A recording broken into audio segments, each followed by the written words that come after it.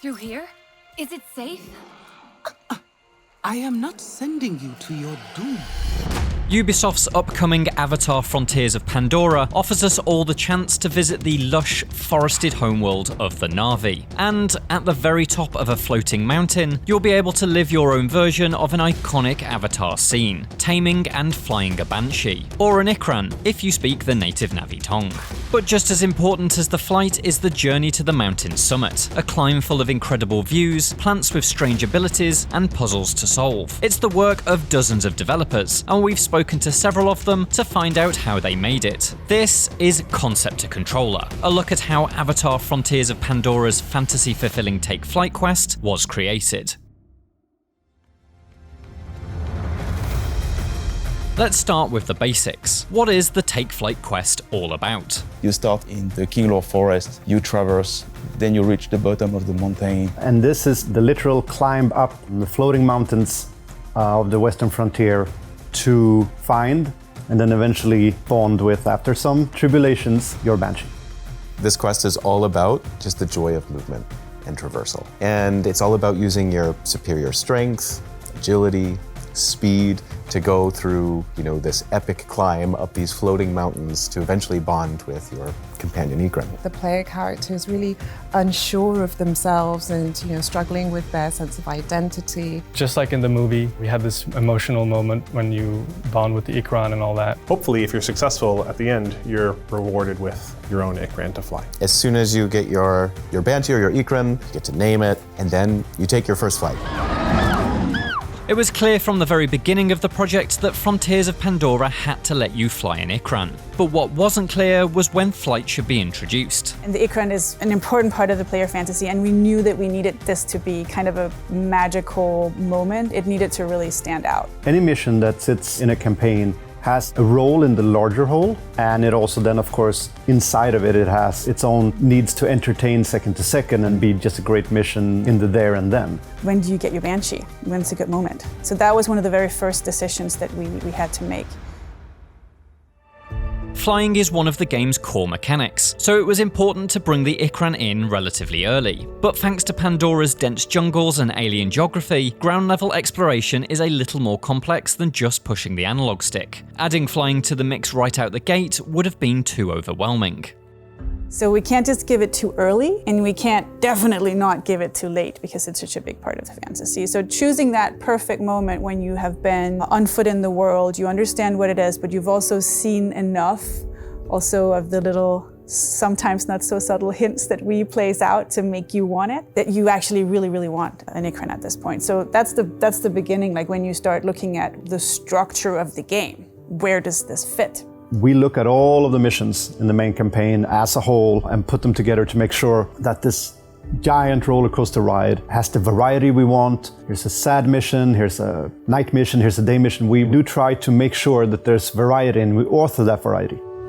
And I'm super happy where we ended up. It's a watershed ride in the campaign because suddenly you can fly. The quest's position in the campaign helps ensure the ideal pace for the overall story, but the quest itself also needs to be paced with an exact flow and rhythm. And so the developers had to consider how this mountain trek would build momentum towards one of the story's most important moments. From the start, it was about kind of identifying what ingredients do we have that we can really leverage, what's fun to do as a player, and how do we stitch that together to kind of create a feeling of flow? Because that's really important to this quest in particular, right? Because there's not combat in this quest, it's really just about traversal. We're looking to create a level that makes the player feel powerful, something that is joyful and happy, something where you feel rewarded from just moving through the space. So we ensured that, kind of the pacing of the different elements, like if you're getting thrown through the air, you have a little bit of moment to gain some speed, slide under the cave and kind of glide, and that's long enough so you can make the whole slide and continue moving and not have to stop.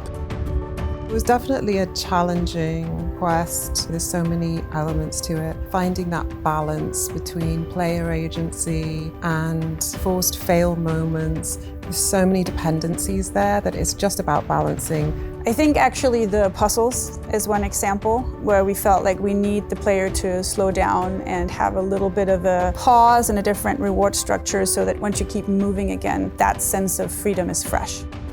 Before all of that, though, on a main mission, we start with the narrative. May you find a bond as strong as ours. Take flight is an important story milestone. In Na'vi culture, bonding with an Ikran is a sacred moment. And so for Frontiers of Pandora to fulfill the Avatar fantasy, this rite of passage needed to be a prominent beat in the narrative. Guiding the player through this new chapter of their story is E2, an original character created by Ubisoft. One thing is the narrative guidance that he provides and like how he anchors that whole experience back into the Ikran clan. He's actually also giving you kind of gameplay advice and gameplay tips, so he acts as a guide even on the gameplay side as well. So he was a good thing to get in there. What took you so long? Early on in that quest, it was a solitary experience for the player. So it was, I guess, that kind of hero's quest type thing where they go out on their own to prove themselves. But then we introduced E2 to the quest. And that was partly because he could be there to guide the player, and also for the player character, because like I said, they have this uncertainty about them. E2 is there to guide and say, you know, when you fail, it's okay. It's because she's not certain of you yet. Continue your climb. Show her you are worthy. That was a key addition, I think, to the quest. E2 was the ideal choice for a mountain guide. He's a core character in previous quests, and so players would already be familiar with and trust him. We need someone there to offer that comfort and guidance and expertise to the player character and the player. And then it was like, oh, the perfect person is E2. So yeah, it was exactly that. We did go back and I worked with the writer on this quest. We worked together on building more backstory into E2, so around each of these quests, so that the emotional journey with him was even longer and, sort of builds up to this moment. At the summit of the floating mountain, you finally get to bond with your Ikran. As this is a vital fantasy-fulfilling moment, players get to make their mark with an important choice. What will you name your new winged companion? Now name her. If you're really into the fantasy of playing as an Na'vi, which I think many players will be, you can really fulfill that by naming it one of those names that fit that linguistic style.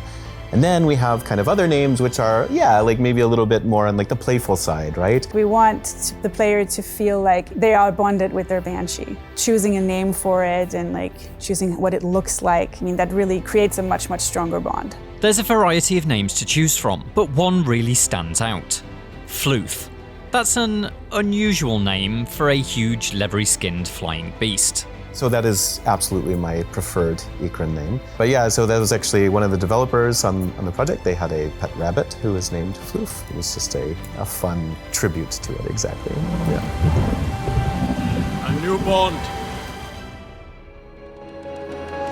While much of the quest's narrative is told through E2 and your personal actions, there are also moments that require much more direct storytelling. That's where cinematic cutscenes come in. Take Flight features 3 of these, and they feature a mix of both motion capture and traditional animation techniques. Basically, we're just to try to help with the story and help with those experiences. It breaks up a little bit of the gameplay with something a little bit more unique or a little bit more bespoke for that moment. Putting a cinematic together is a multi-step process, building up and up to the final version we see in-game.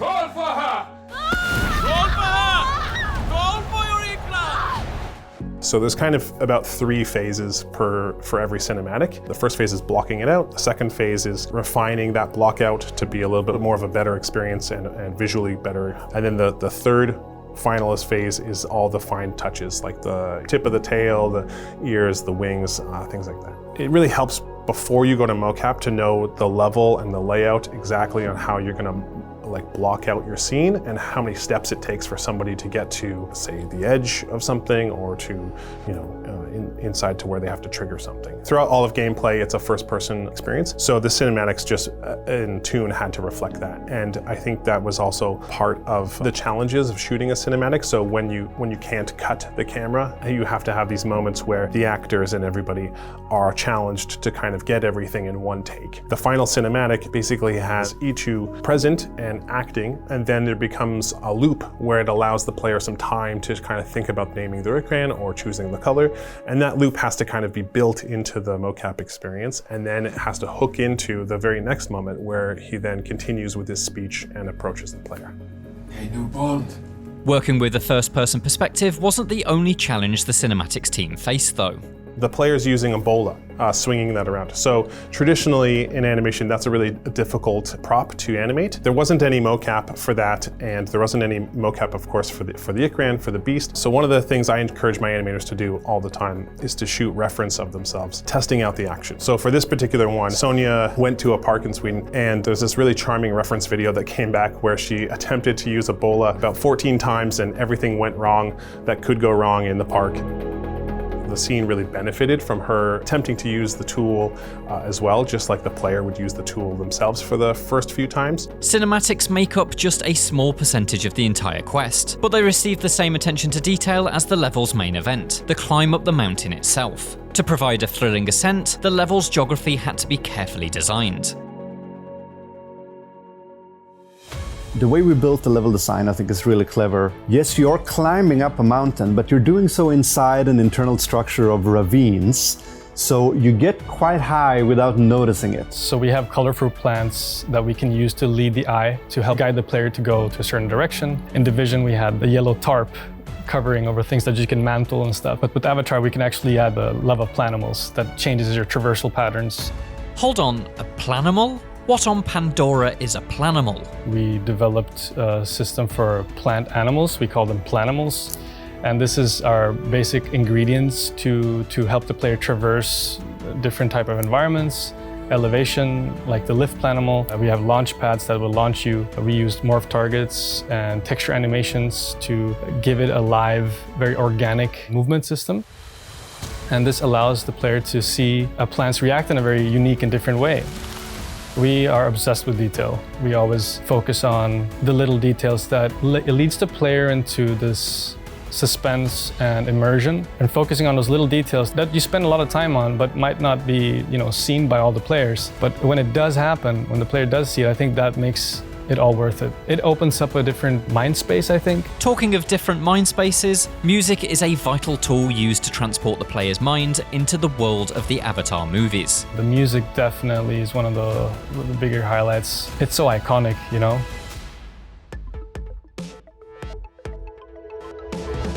On that quest, it's all about the balance between the music and the sound design and what takes the lead emotionally. It's all very dynamic and very curated at the same time. One of our goals for that quest was to have kind of the player building up the music so it reacts to what you do as a player. And the more you climb, the more we add some instrumentation and some richness to the music. It's actually the first music journey you will hear that truly sounds Na'vi, with the folk choirs, the ethnic percussions, taiko drums, ethnic flutes, solo vocals. That was kind of the idea, like you're gonna be a real Na'vi, and then of course we end up that quest with a big climax music.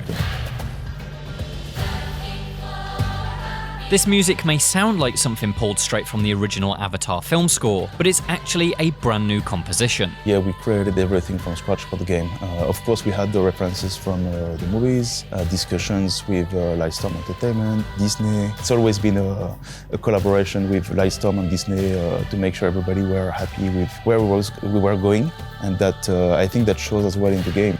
For the music that plays over your maiden flight, the sound team opted for a pop music influenced approach. It was a bold choice, and one they were unsure would be embraced by the wider creative team. But during playtests, it was obvious that this track was encouraging exactly the right kind of emotional reaction. And that's when we decided, okay, so the quest cannot end here when you get your Ikran, it has to end when the music is over. So then we started to have voice lines written as well for having a discussion between your character and the Ikran.